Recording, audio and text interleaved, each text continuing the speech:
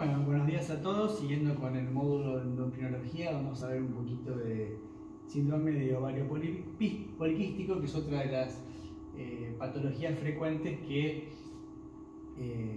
se nos consulta habitualmente en nuestra consulta endocrinológica. Bueno, fue caracterizado hace mucho tiempo con Stein-Levital y se caracteriza fundamentalmente por tres variables: hirsutismo, obesidad y amenorrea. O sea, un predominio de hormonas androgénicas, obesidad o sobrepeso y alteraciones en el ritmo menstrual o pérdida de ese ritmo en realidad. Bien, ¿cómo hacemos el diagnóstico de esta patología? Se requieren dos de las siguientes características, como hablamos un poquito en la diapositiva anterior: que haya un hiperandrogenismo, manifestado clínicamente por un hirsutismo, una acné, alopecia, o una hiperandrogenemia, en los cuales quizás no haya clínica de esto, pero bueno, haya niveles en sangre de testosteronas libres o totales elevadas en una paciente obviamente femenina. Que haya quistes ováricos, más esos quistes ováricos, para tener significancia y para colaborar con nuestro diagnóstico, tienen que superar 8 o 10 milímetros, y que haya oligo o amenorrea. Entonces, dos de estas características harían el diagnóstico del síndrome de ovario poliquístico. Fíjense que no es necesario que haya quistes para hacer el diagnóstico, ¿sí? Bien. Es relativamente prevalente, porque fíjense que lo presenta entre el 5 y el 10% de la población femenina. Por eso es algo que ustedes, como médicos generales, que una vez que salgan de su facultad, van a tener que poder manejar inicialmente estos pacientes. Tiene una herencia multigénica, suele haber mutaciones en los sitios en los cuales se codifica toda la información para regular el eje hipofiso-ovárico. Ahora vamos a ver qué cosas se han encontrado en estos pacientes. Comparte, junto con el síndrome metabólico, que hemos hablado en las primeras clases también, la insulinoresistencia. Está muy relacionada esta insulinoresistencia con el desarrollo y como acompañante del síndrome de ovario poliquístico. Es la causa más común de infertilidad en mujer, la otra es la hiperprolactinemia. Y nada, recomiendo, una vez que uno hace el diagnóstico de esto, siempre hacer un screening para diabetes, o por lo menos para detectar algún trastorno del metabolismo hidrocarbonado, ¿sí? ¿Qué se sabe o qué se supone que ocurre cuando pasa un síndrome de ovario poliquístico? En realidad, la LH es la que generaría ese estímulo predominando sobre la producción de andrógenos en la mujer. Y se cree que ese estímulo estaría debido a la poca producción de progesterona que se va dando en los ciclos irregulares que la paciente tiene. Entonces, ese predominio de LH sobre FSH es la que estimula el ovario a producir andrógenos y precursores androgénicos, ¿sí?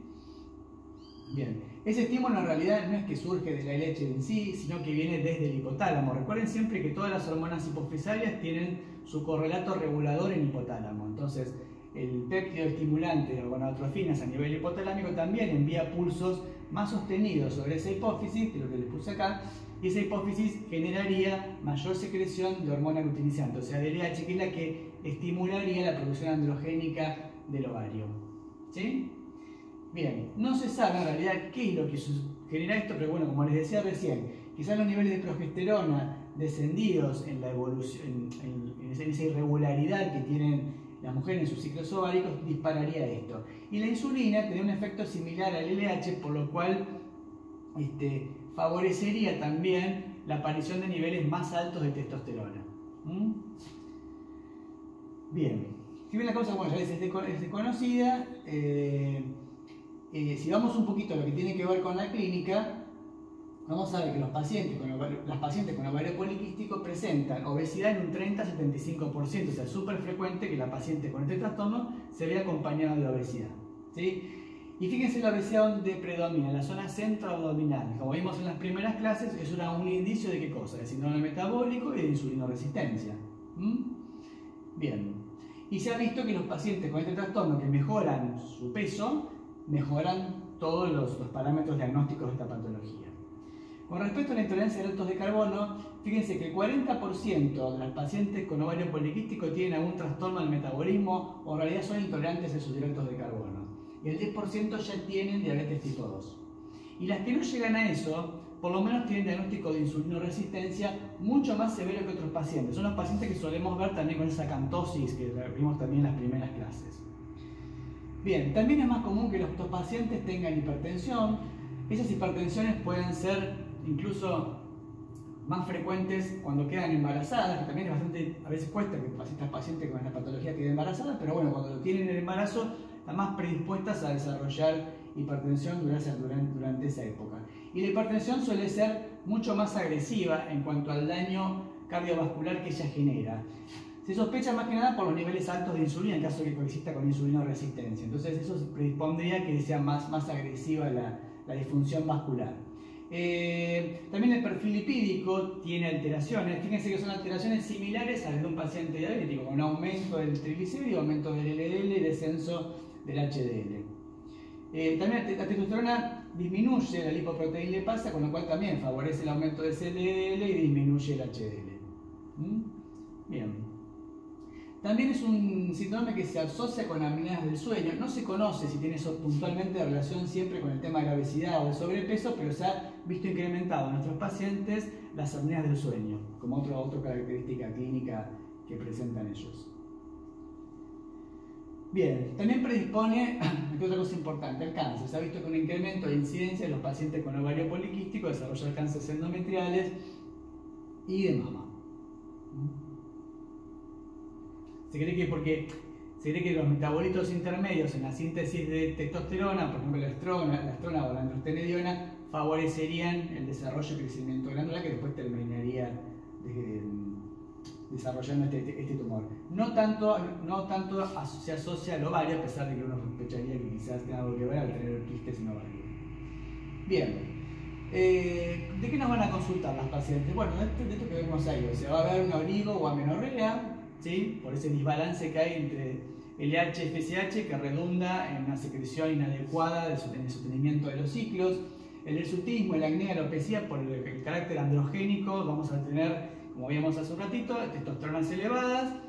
En todos los sitios donde hay a nivel piel receptores para ese andrógeno, se va a manifestar con estas características: hirsutismo, acné, alopecia. La acantosis en realidad más que nada suele verse cuando acompañando al trastorno tenemos insulinoresistencia, como ya hemos visto varias veces, y la obesidad, que será súper frecuente. ¿Cómo hacemos el diagnóstico de laboratorio? Teniendo en cuenta la primera diapositiva en la cual hacemos el diagnóstico general de la patología. Bueno, recuerden que por lo general vamos a encontrar niveles elevados de progesterona, porque en realidad la progesterona y la androstenediona son metabolitos intermedios también de la testosterona. La LH suele estar o normal o aumentada. La relación importante acá es la relación LH-FSH, que siempre suele ir a favor de la LH. Casi en un 70% de los casos. Después vamos a ver estradiol libre, estrona en niveles disminuidos, testosterona, insulinas en niveles más elevados. Son todas las hormonas que vamos a ir testeando en un paciente en el cual querramos hacer el diagnóstico. Fundamentalmente de todo esto lo que más nos importa es la testosterona libre, la testosterona total. Después, si uno quiere profundizar un poquito, bueno, pide un LH, FSH y realiza el cociente también. Bien.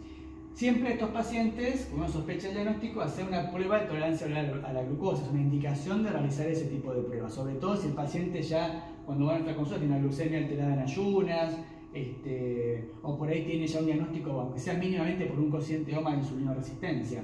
Después, bueno, pedir la ecografía ginecológica para detectar esos quistes.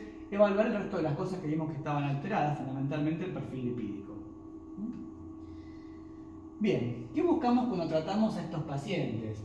Al paciente, por ejemplo, lo que más suele molestarla, más que la amenorrea, suele ser el hirsutismo y el acné, que fíjense que es súper frecuente. Entonces, tenemos varias alternativas en realidad para ayudar a este trastorno, ¿sí? Después uno va a ir eligiendo. Si el trastorno principal tiene que ver con esto, uno en realidad lo que va a buscar es algún componente antiandrogénico efectivo, por ejemplo un anticonceptivo. Si la paciente está buscando anticoncepción y coincide con que la sintomatología principal es el hirsutismo y el acné, bueno, uno en realidad lo que busca es poner algún anticonceptivo, de los cuales hay muchísimos en el mercado, tratando siempre de tener especial cuidado en el progestágeno, ¿sí? Que tiene que ser un progestágeno lo más débil posible, que el predominio sea que sea un estradiol más fuerte, que la combinación de los dos en realidad el progestágeno sea el más débil, para no exacerbar todavía más la sintomatología o no tener el resultado esperado. Ahí les puse varios de los cuales contamos en el mercado, ¿sí? Bien. Las precauciones de cualquier anticonceptivo, acá no es que haya una cosa distinta al resto, el tema de evaluar las edades de las pacientes para no predisponer a cáncer endometrial, cáncer de mama, bueno, para evaluar un poco el perfil hepático. Otra alternativa son los antiandrógenos, o sea, en realidad también la ciprosterona, el Diane, también se toman como anticonceptivos, prácticamente de manera similar. Esto inhibe puntualmente a la testosterona con la proteína transportadora y la transformación de esta testosterona en dihidrotestosterona y esa unión de esa hormona al receptor androgénico. Otro que usamos bastante, porque es mejor tolerado por ahí pacientes que no buscan anticoncepción, es la espironolactona, que tiene un efecto también inhibidor de la síntesis de testosterona. Otro tratamiento que también usamos es el finasteride, en realidad, que es un inhibidor competitivo de la 5-alfa reductasa, que transforma testosterona en dihidrotestosterona. También tiene su efecto. O sea, fíjense que acá, en el tratamiento del acné y el hirsutismo, no hay una única opción. Uno va adecuando un poco el tratamiento del paciente, y cuando uno empieza a tratar a un paciente con algo de esto, siempre aclararle que esto va a llevar mucho tiempo en mejorar, por lo menos 3 a 6 meses, y la mejoría quizás nunca sea del 100%. ¿Sí? Porque le genera mucha ansiedad al paciente, la paciente piensa que con esa pastilla va a resolver su problema, y uno en realidad lo que hace a veces es empezar con una, combinar con otra, ir modificándola hasta que logra el resultado deseado. Pasa que el resultado deseado a veces lleva mucho tiempo, ¿sí? Los ciclos pilosos y cutáneos se renuevan de manera muy lenta. Entonces, bajar un poco los niveles de ansiedad de nuestros pacientes cuando puntualmente te se siente una cosa más molesta. Con respecto al trastorno de la oligomenorrea o la menorrea, con gran parte de lo que vimos con los anticonceptivos regularizamos ficticiamente el ciclo. También se ha visto que con la actividad física, alimentación, o sea, provocando un descenso de peso del 2 al 7%, la función ovárica se modifica y el paciente vuelve a tener ciclos regulares sin haber hecho más que eso. Y se ha visto que, como secundariamente esa reducción de peso suele condecirse con descensos de la insulina, se cree que el manejo de la insulina, la regulación de los niveles de insulina, también ayudarían a mejorar la regularidad menstrual, o de los ciclos ováricos en realidad. Y si no, bueno, como decíamos al principio de las propuestas terapéuticas, los anticonceptivos. Bien. Otra de las cosas que acompaña al ovario poliquístico, ya dijimos, es la resistencia a la insulina. Bueno, acá en dirección la utilización de metformina. Ya hay muchísimos estudios que lo avalan. La metformina favorece en estos síndromes el descenso de la insulina. Secundariamente, vieron que dijimos que la insulina tiene un efecto similar al LH, estimulando la producción androgénica. Bueno, disminuye también la producción androgénica, mejora los perfiles lipídicos, ¿sí? Entonces, en realidad en la actualidad cada vez esta es la primera opción, salvo que la paciente busque una anticoncepción. Pero bueno, uno siempre debería empezar con esto. Incluso hay propuestas ya de empezar con metformina aún sin haber insulinoresistencia, porque la mejoría del cuadro es notoria. Y como segunda opción a la metformina, en caso de que a veces no se tolera, se la deja un poquito más relegada, es la pioglitazona, que tiene un efecto similar a la metformina en cuanto a su perfil de acción, que se baja los niveles de insulina y secundariamente mejora todo el resto, el perfil androgénico, lipídico. ¿Sí? Bien, esto sería tratamiento y manejo del ovario poliquístico.